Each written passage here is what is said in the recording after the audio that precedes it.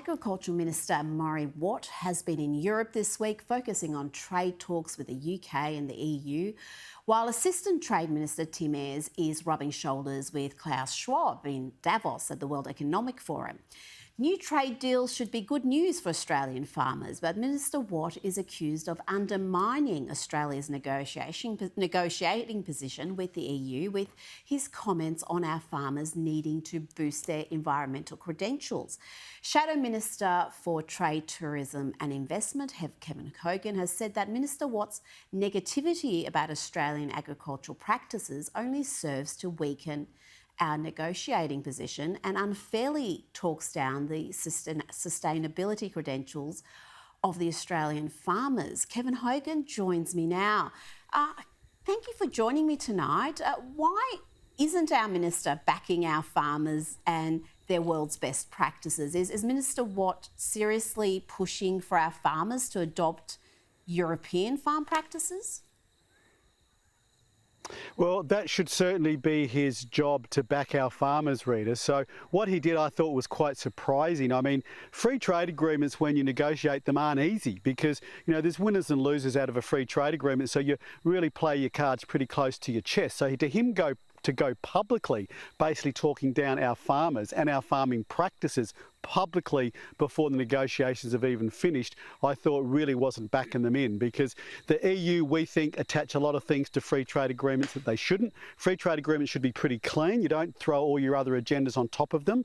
They can come through other forums, whether they be environmental forums or labour law forums or whatever. So, look, I didn't think it was a good thing for him to do, and it certainly wasn't backing our farmers.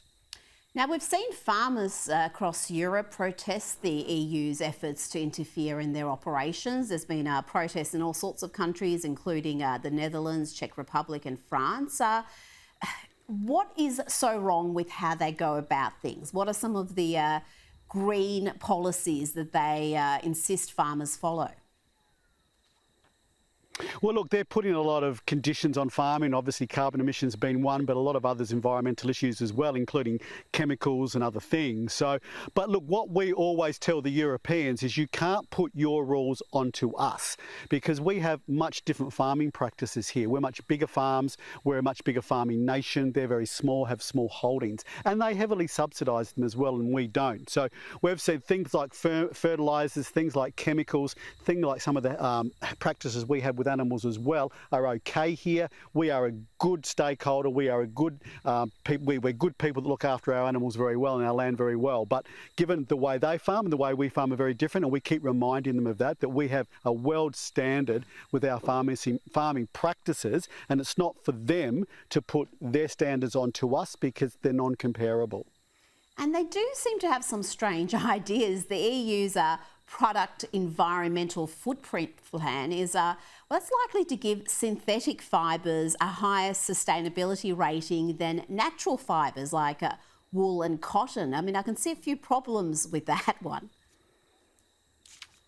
Well, look, work that out, Rita. How could anyone, and they would have spent a lot of money doing studies with bureaucrats to work out that synthetic fibres are better for the environment than natural fibres. So what are we talking here? We're talking things like polyester are going to have a better grading environmentally than wool or cotton. So again, this is an important one for our government, our Labor government, to push back on. We are a good cotton producer and we're a good wool producer. Look, synthetic fibres have things like microplastics in them that we know are bad for the oceans and other things. And so look, we've asked, when we're in government, we're talking to the Europeans. We think their methodology is flawed. We think this will penalise our farmers unfairly. So even up to 2 years ago, we were writing to the European Union commissioners saying, you've got to change your methodology. So look, this is coming to the pointy end too, Rita. They're looking to negotiate the European Union free trade agreement with Australia in the first half of this year. So things like the geographical indicators as well, things like Prosecco, we want to be able to use those terms, and things like these farming methodologies are getting to the pointy end. So it's really time for the Labor government now to step up and make sure they look after our farming producers. Oh, absolutely. But we've had some good news, hopefully today. There's been a trade talk breakthrough with China. Trade Minister Don Farrell and his Chinese counterpart are expected to have a video meeting in the coming weeks. It will be the first meeting of Chinese and Australian trade ministers since 2019.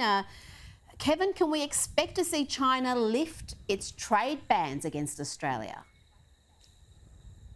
Well, look, I certainly hope so, Rita, and this would be great news. I mean, to put it into perspective, we export, our total exports, over 30% of them go to China.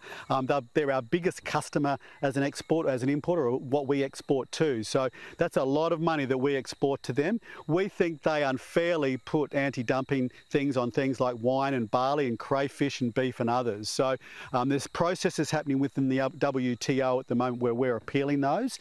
I think too, China have changed their tune. I mean, remember, this was China's decision, not ours, to stop talking to us. We remember, and I'm sure you remember, those 14 conditions that they put on the Australian government to start if they wanted us to start to get trade with them. So they've started to back down on that. I think they've also worked out that it's good for them to trade with us.